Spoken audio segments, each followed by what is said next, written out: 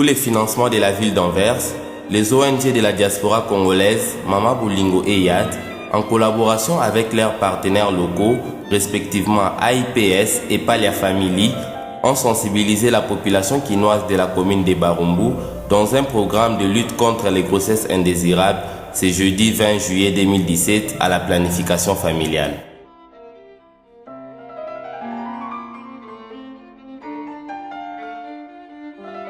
Une mobilisation de plus de 150 femmes, dont certaines accompagnées par leur mari.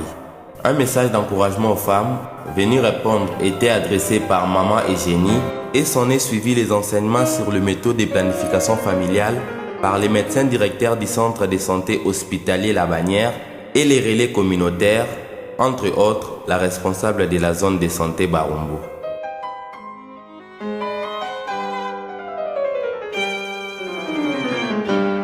Babengi IPS ya mama wivi na osenga na ya telema omona donc beta mama boko après il faut faire ça na mama Eugène ya mama Bolingo Anvers en Belgique mama Eugénie ya mama Bolingo mama baza bango pété baza na baninga ya pali ya familia c'est tout monde a bango famille. Merci. Biso toza hôpital ya La Bannière. Ceux qui te sangani lelo, ceux qui te sangani lelo eza pona kolobela likambo tali planning familial. Obota na bwanya topé naissance désirable. Yango esamisi biso na bino na tongo ya lelo. En fait, nous avons posé à repérer bino ba mesure to ba contraception ba mesure esengeli nango pour moi si ayeba ko bota na bwanya. Ayeba kozwa mwana na posa na ye moko kaka wana te tokoba kobota na bwania mais eza pe na bato bamitu na bandenge nini kozwa zemi to pe bakouple nini kozwa mwana tokopesa pe mateya elongo bani mpona makambo wana. Alors si je peux aussi parler en français, donc on vous êtes réunis là pour la planification familiale au travers des ONG que j'ai cité, IPS et Mama Bolingo et Palia Familia. Et nous l'hôpital de La Bannière. Donc nous allons vous offrir des mesures contraceptives. Lesquelles mesures sont importantes pour espacer les grossesses. Au-delà d'espacer les grossesses aussi, s'il y a des questions par rapport à la fécondité ou bien la femme, ou bien les couples qui veulent avoir des enfants, nous serons aussi bien disposés à leur donner les enseignements qui vaut. Alors nous avons plusieurs méthodes.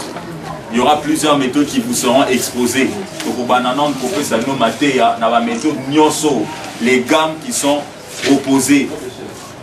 Donc en partant des méthodes naturelles jusqu'aux méthodes qu'on appelle artificielles, les méthodes médicamenteuses.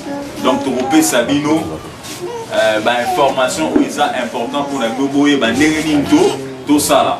Après les informations qui vous seront données au travers d'une éducation, d'une causerie éducative, des beaucoup pour la méthode. Ou ya pour la méthode, soit au dans un enseignement spécifique, c'est-à-dire que l'on a au dans la box, tout au dans la peine à mouton, au sous explication en profondeur, à tout une explication moi en général. Ceux qui ont connu moi méthode moi pour dans la carte, ils sont pas dans spécifiquement côté l'Isayo. Et le commandement là, il y a méthode autolikamuni, les autres de la méthode oyo. Na simana ko pona ndenge siko pe to kopesa o méthode wana. C'est-à-dire ma méthode des akili qu'il y a ba botalisa biso moko na moko. Mais avant biso to kota dans la profondeur, il y a causerie éducative. On pesa moi maloba na maman Eugénie ya maman Bolingo ya Anvers.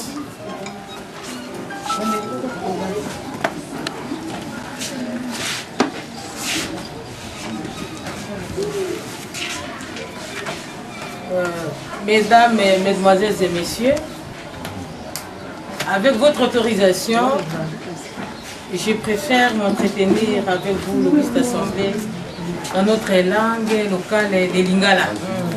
Parce que si c'était en Flandre, j'allais parler en néerlandais. On nous oblige aussi ça là-bas. Mais ici chez nous, donc on va n'importe un mot cannabis. Donc le docteur Oki Koloba, ngai Mama Eugénie Bempunga. Nazali présidente de l'association Mama Bolingo, na kati ya mboka ya Anvers na Belgique. Yango ezali association ezali kosangisa ba maman africaine kala ezalaki mpona ba maman congolaise pamba kasi tokoa ba maman africaine po tozwana ba anglophone même ba Afrique ya Maghreb ekota na kati po tosalaka makambo ebele kasi nakozwa konzo ya kosola na bino na oyo mama bolingo esalaka te lelo tokoloba mwa moke kaka likambo nini oyo ngai nakamati mpepo nalongwi na mokili ya bapaya poto kuna nayaki lobi nayaki uniquement obele mpona bino na Anvers tozali kotravailler na partenaire na biso IAD yango ezali association pe ezosala ya minene awa pa na soin palliatif awa na mboka na biso awa na Kinshasa lokwa balobaka na monoko ya mboka ke mosapi moko esukolaka elongi te biso tozali kuna na mboka ya bapa ya mosika tozali kotala epai touta po moto ifotalaka nsima mokongo mwana ya bwanya atalaka epai ya kolelaki abotamaki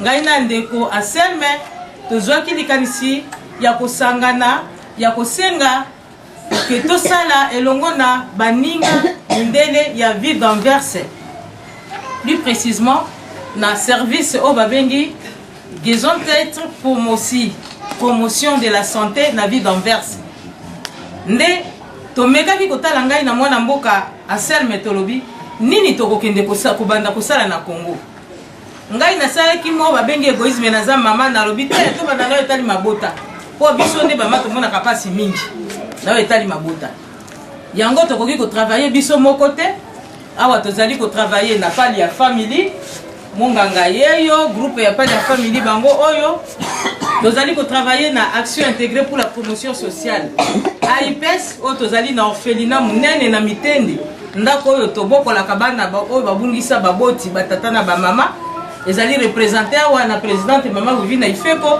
na ndeko Calvin bango nde barepresentant bapartenaire locaux na biso awa nde tozwaki likanisi wana ya koya tosolola na bino natondi bino botondi zambi boyei koyanola na mbela na biso toyebi ete bozali na makambo ebele bamosusu basengeli kokende koteka lelo me bolobi te tokende toyoka nini mama ayeli biso na kotondo na motema monene centre oyo eyambi biso bacentre boni ezali na Kinshasa awa bamosusu baye na poto makambo na bango kuna etali biso te me etali bino te biso toutawa tosengeli kosunga awa me tata monganga afungwa na mboka afungoleli biso bizibeli ya esika oyo pote toya tosangana toluka ba solution ensemble natondi pe ye botondi mingi elongo na ba collaborateur na ye nyonso ba mama infirmier ba papa infirmier merci mingi merci na bayebanso bazali kosunga biso na mosika pe na bobelemi po ke tokoka ko réaliser projet oyo lokola na yei awa pardon ba mama ba tata toyende ko banda te to bandi lokola bilanga toyei na mbeli tokati matiti na sima tosengeli kosala nini tosundoli kolona bongo tokolona po tosala nini po tobuka pe po te tobuka il faut tosala nini il faut tolona tobokola pe milona yango malamu eza teke po lobi nazozonga na ngai lobi nazozwa avion nazozonga na ngai na poto naye kaka mpo na bino mame jende asakei na ye docteur avanda na ye kuna ya mabasi na ye kuna bapatient na ye docteur kuna na mbinza etali ye bapapa Anselme bamama Vivina etali bango te etali biso banso mingi na likambo oyo ndenge docteur autaki koloba wana totala lolenge kani tosengeli mingi susi na ngai baye bazali na posa ya zemi c'est bien tolingi pe mboka ekola mais susi na ngai na bosembo na bosolo oyo bato oyo balingi na posa ya kobota lisusu te bao bazali pe ba mususu akumbi zemi alingaki te na mikakatano ya mboka akamati mwana abwaki na balabala ekela moya nzambe ubie toboti bana tokoki kobokola bango te suite na yango nini toyebi phénomène nini kuluna toyebi banani bazali ko souffrir papa kendaka maternité ba mama na ye kosakana te nazali na makambo ebele ya kosala na mboka poto me na ye yawa naponi komine ya Barumbu papa pe afungoleli biso porte Barumbu boyokisa biso pasi te boyokisa biso soni te na septembre tokokita na Mbinza koya toyei to banda musala to ko bape yango papa pe docteur bando pesa biso rapport tango yoso na poto kuna to mona ke musala to sali ezali kokoba pamba te balobaka basi batongaka mboka te kasi biso tokotonga mboka ba mama barumbu tokotonga mboka natondi bino botondi. Maman Jenny pour na le bakitoko sans plus tarder tout pour les cana causerie éducative pour le baron na monoko na biso ya mboka ceux qui ba question sur le point de vue que ça soit en français il y a pas de problème attends la carte il y a cabinet de consultation pour retourner à mituna na bino et on va vous expliquer par rapport à toutes les méthodes où ils allaient li avoir donc na bobenga o ya biso pe munganga akoya kopesa nolité to sepeli peut-être pas relaxer nous mwanzemu to koyemba elongo poto yo ko mate ape kotama ala indépendance yaka na ino. Alléluia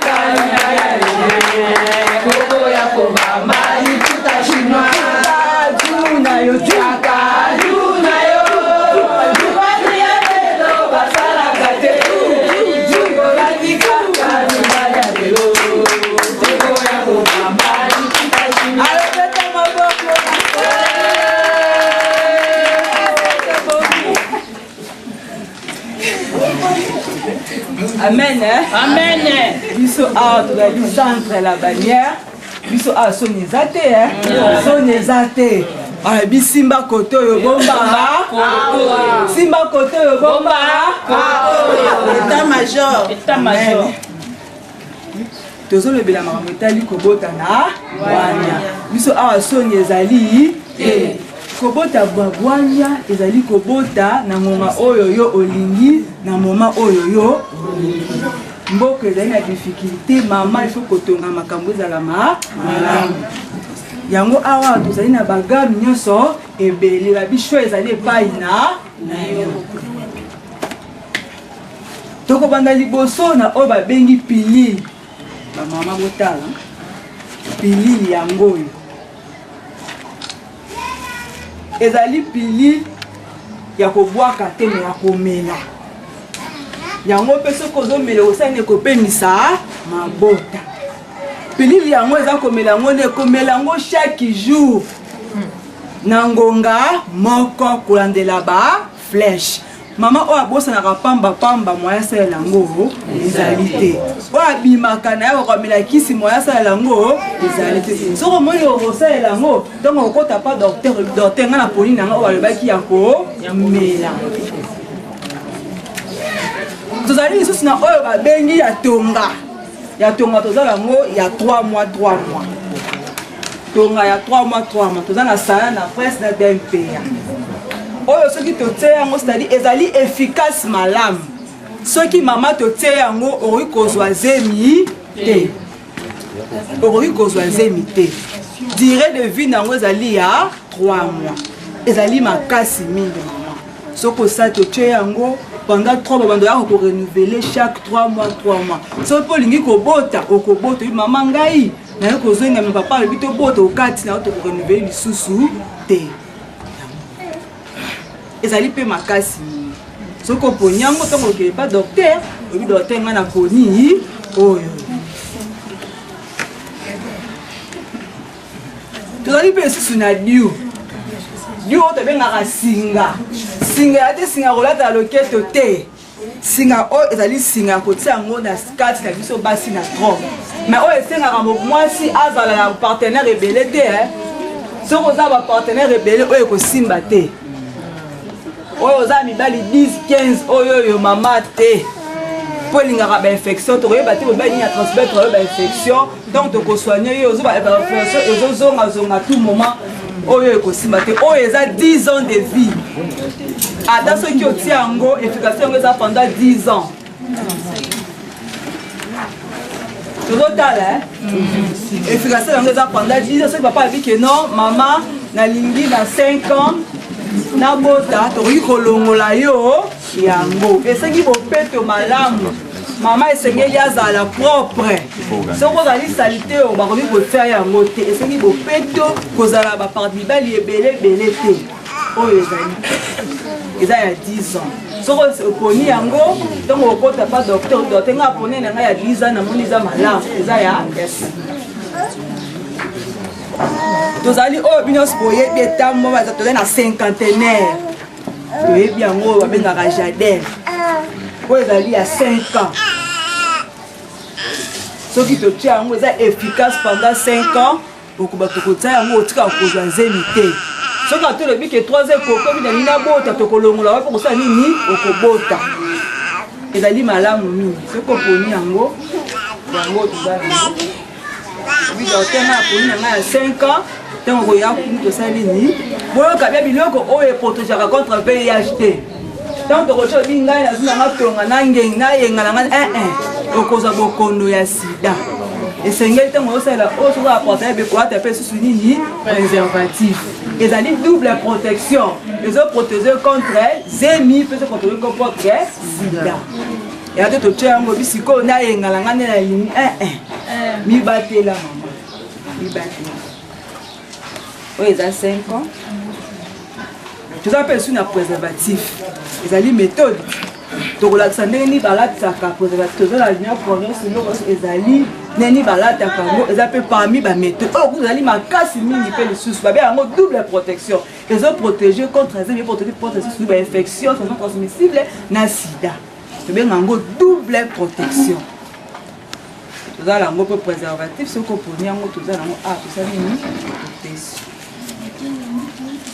tozali mpe lisusu na mayaka yango oyo mayaka oyo ezali mayaka kolata yango na loketo te mayaka oyo ezopermettre oyeba ndenge nini bakatilaka sike noyeba mokolo nini akoki kozwa zemi na mokolo nini akozwa zemi te mais mpo moto asalela mayaka oyo ifoza na sike ya 26 na 32 jours oyo areglaka après 1 mois aregle te ya kosalela yango te asala mosusu amoni mwa oyo mwana esande esote amoni kuna mwa asalela yango eza te oyo soso asala akozwa zemi sadi ovulation ezoya ntango elingi mais mpo moto asala mayaka oyo fo azala cycle ya 26 na 32 jours wana tokolakisa ye bajour nini akoki kozwa zemi na jour akozwa zemi te asa basi misusu bayebaka pete jour nini akozwa mosusu abali akopata akokozwa zemi te ndeni depuis na bali ezali 3 mois aoyeba te ndeni bakatre mais oyo mpe kolakisa ye ki mokolo nini okoki kozwa zemi na papa ntango akosalela yango bajour wana mpe akokusha bapapa azwi zemi maya ozana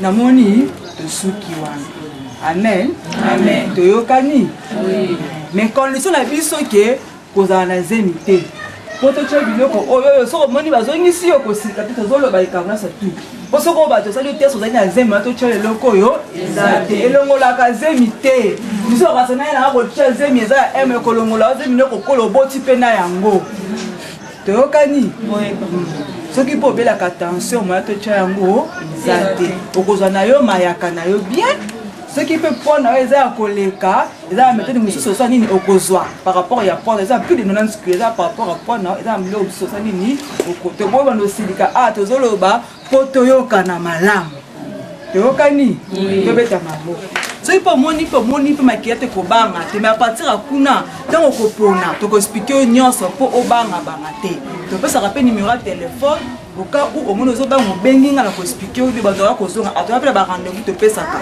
ba rendez-vous to ko expliquer bino malema ko rimer ezebele po to longa ba rimer na mitu na bino wana surtout.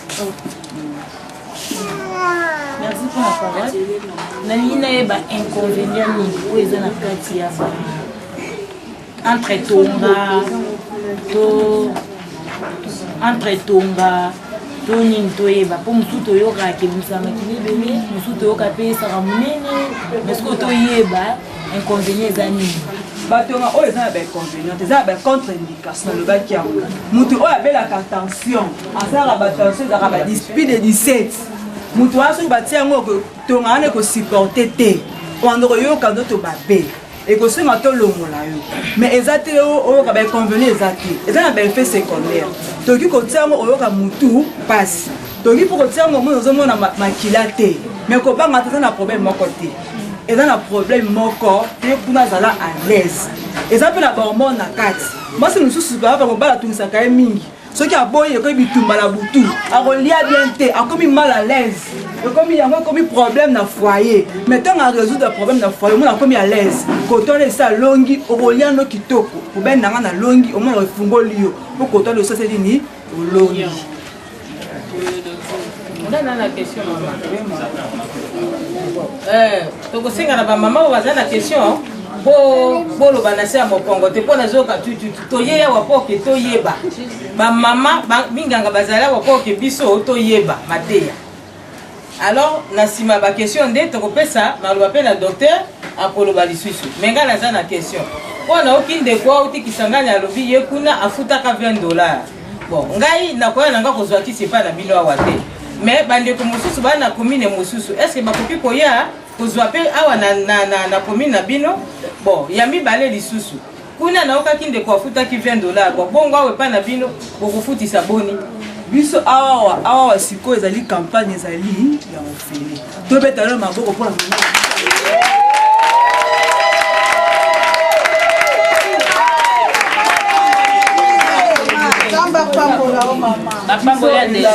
ya ofele lelo eza ofele grâce à nani ya mama na biso moko mpo tozalaka na prix na biso ezali mais maa tolobela ono a makasi eza te eza mpe ya moins cher ya mokie eza ya mokie eza yango ya mokie ya mokie yango ebandi na rouge otie bo soki neti yayo esalaka 4 jours obandi kocompte premier jour na rouge deuxième jour troisième quatrième jour 5e jour esili na chocolat oyo okopase na rapport eza malamu oyo nyonso ya pembe etikali oyo 1 2 3 4 5 6 7 8 9 10 11 12 faux date okopase rapport.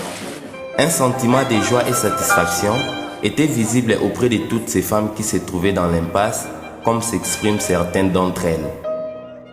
Mbote papa naye kozwa tonga 5 papa na ngai mboka ekomi pasi dollar ezomata souffrance mbongo bokola bana boye baekole ezomata naye kozwa tonga ya repos mpo na pema.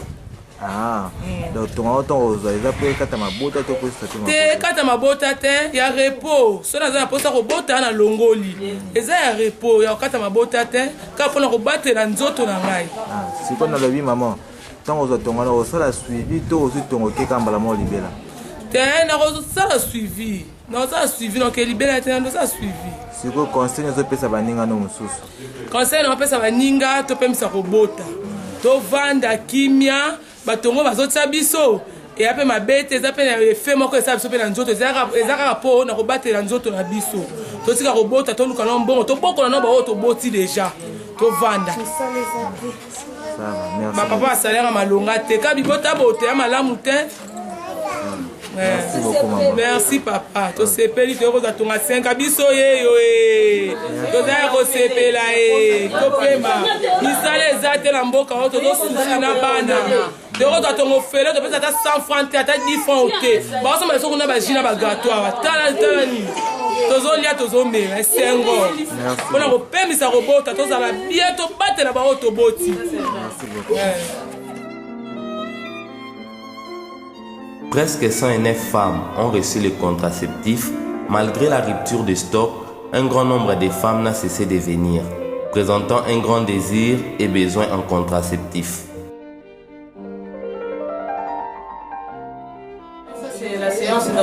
vraiment. Les femmes qui viennent de suivre les enseignements, très contentes, elles sont en train de s'enrôler afin de pouvoir faire le choix des méthodes qu'ils vont pouvoir utiliser. Alors, c'est très bien passé. Les sensibilisateurs ont fait un travail énorme, un travail sensible. Et les femmes sont très contentes et remercient de tout cœur la ville d'Anvers pour avoir pensé en eux. Je crois que ce n'est qu'un début. Les mamans sont très d'accord de pouvoir continuer afin que nous puissions escompter un bon résultat. Encore une fois, grand merci à la ville d'Anvers. Oui, juste après l'enregistrement, après avoir donné le nom, les infirmières bien formées, spécialisées en la matière, prélèvent d'abord la santé, la prise de la tension artérielle. Il faut aussi quelques examens rapidement préliminaires afin de pouvoir orienter aussi les mamans pour le choix de leurs produits. Et l'infirmière est en train de prendre la tension. Et j'espère la maman que sa tension est bonne, j'espère. Okay. Merci beaucoup. On appelle la Genève. Nous allons insérer à l'avant, au bras de la dame, juste à ces niveaux. C'est pour passer. Donc ça a une efficacité de 5 ans. Donc elle est éligible à cette méthode. Expliquons méthode. Et cette méthode est approuvée de la Congo Tabana Mibou 5.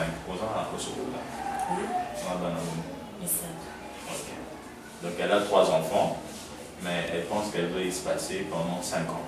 C'est comme ça que nous allons la donner ces petits bâtonnets qui sont la chandelle. Nous allons les placer à la main où qu'elle n'utilise pas souvent. Vous en droitez? Gaucher? Non, je suis droitée. Donc comme elle est droitée, nous allons le mettre à gauche parce que c'est le membre qu'elle utilise le moins. Alors nous allons placer ça pour une garantie de 5 ans. Mais quand on va placer ça, elle aura un temps de rendez-vous. Elle va venir, on va contrôler s'il n'y a pas eu de problème. Et puis on va la suivre par rapport aux effets secondaires. On a inséré la jadelle. C'est l'avant-bras. Test au sali. Sous la peau. On insère la jadelle sous la peau. C'est pendant 5 ans. Renouvelable après 5 ans. Mais elle va venir après 2 jours pour le pansement, pour quelques conseils aussi. Pour clôturer cette journée de sensibilisation, la présidente de l'ONG Mama Bolingo, le médecin directeur du centre de santé La Bannière et la responsable de la zone de santé Barumbu ont donné chacun leurs différentes impressions sur la dite activité. Oui, bonjour. À mes impressions, je manque de mots. Je manque de mots et je ne m'y attendais pas à cet engouement. La sensibilisation a été très bien faite. Plus de 150 personnes, c'est vraiment inattendu. Et voir des femmes qui sont motivées, enthousiasmées de cette façon-là, vraiment, et l'organisation de la manière dont elle a été faite, les femmes entrent après les enseignements, après l'information, ils sont entrés pour l'enregistrement, là on contrôle leur tension artérielle, après ils vont pouvoir donner leurs urines. Ils font les tests sur place. Il y a ceux qui ont reçu les implants, il y a ceux qui ont adopté des différentes méthodes. Tous les âges sont confondus. Et vraiment, nos partenaires se sont donnés corps et âme. Et je suis très contente de cette collaboration-là. Familia Family, IPES, bravo. Et j'espère que nous allons continuer de travailler de cette façon-là. Et vous qui restez ici, vous qui êtes sur le terrain, essayez un peu une fois de suivre ce que nous avons commencé aujourd'hui. Vraiment, je suis très contente. Merci. Mais vous, les noms, c'est maman. Les noms, c'est maman. Maman Eugénie Bempunga, la présidente de Mama Bolingo, VZOE d'Anvers. Je m'appelle Dr Mwamba Nzé Jérémy. Je suis le médecin directeur du centre hospitalier de La Bannière. Nous avons un programme que nous appelons la planification familiale, alors que nous exécutons déjà, ça fait 3 ans, plus de 3 ans que nous sommes intégrés ici. Alors nous avons eu l'opportunité de l'ouvrir à beaucoup de nos clientes et clients parce qu'il s'agit des hommes comme des femmes, pour avoir des connaissances sur la contraception. Et pas seulement avoir des connaissances, mais pour aussi bénéficier des intrants. Et grâce à certaines ONG, en l'occurrence AIPS, Maman Boligo, qui sont avec nous pour permettre à toutes ces femmes qui habitent la cité de bénéficier de cela. Parce que vous allez constater qu'aujourd'hui nous avons beaucoup de filles mères, déjà à l'âge de 16 ans, 15 ans, et ceux qui sont déjà dans le couple, des fois ils ont plus de 5, 7 enfants, avec la conjoncture. Et au-delà de la conjoncture, la santé de la mère pose aussi problème. Nous avons enregistré beaucoup de cas de décès maternels, et pas seulement des décès maternels, mais des mortalités aussi infantiles. Alors la contraception, ou bien la planification familiale, est un outil important pour permettre d'éradiquer ces taux de mortalité infantile comme des décès maternels qui est élevé. Et d'éviter aussi des hommes beaucoup de stress. Parce que vous allez voir même la cause de l'hypertension, c'est tous ces stress. Un homme qui a beaucoup d'enfants, il ne sait pas comment s'y prendre. Alors cette opportunité, c'est pour permettre aux gens, au dépit de tout ce qu'il y a, de mieux vivre, d'avoir une hygiène de vie de qualité. Alors nous sommes là pour le peuple, comme vous le dites, au service de tout le monde, pour aider chacun parce que l'ignorance tue. Et en apportant des connaissances, les outils, les intrants, et ils sont vraiment ouverts et ils peuvent avoir les conseils qu'il faut. Comment avoir des grossesses aussi pour le couple stérile et aussi pour ceux qui en ont, comment espacer, bien comment arrêter. Il y a plusieurs méthodes, les méthodes naturelles, les méthodes artificielles, en passant de la prise de température, condom, préservatif, collier du cycle, et en allant vers les méthodes artificielles, l'implant que nous mettons, les DMPA, les stérilés que nous donnons, la vasectomie, qu'on peut faire aussi, la ligature des trompes. Donc c'est toutes ces méthodes que nous proposons et à chacun de choisir en fonction de l'éligibilité, donc l'éligibilité de chaque client et de chaque partenaire. Et quel est votre conseil que vous donnez à différentes mamans qui sont venues ici? En fait, nous sommes ouverts, nous sommes disposés pour eux parce que nous avons tout un service pour la planification, pour donner des conseils, pour suivre les clientes pendant qu'elles ont acquis les mesures contraceptives, pour suivre les clientes et même à chaque instant qu'elles voudront renouveler, parce qu'il y a des méthodes qu'on renouvelle chaque 3 mois, donc chaque 3 ans, donc chaque 5 ans, donc chaque une semaine, on renouvelle. C'est-à-dire nous sommes là ouverts pour eux. Merci. Moi je réponds au nom de Madame Angèle Koulou, je suis AC de la zone de santé des Barons. Vraiment aujourd'hui je suis très ravie parce que j'ai vu beaucoup de femmes qui sont venues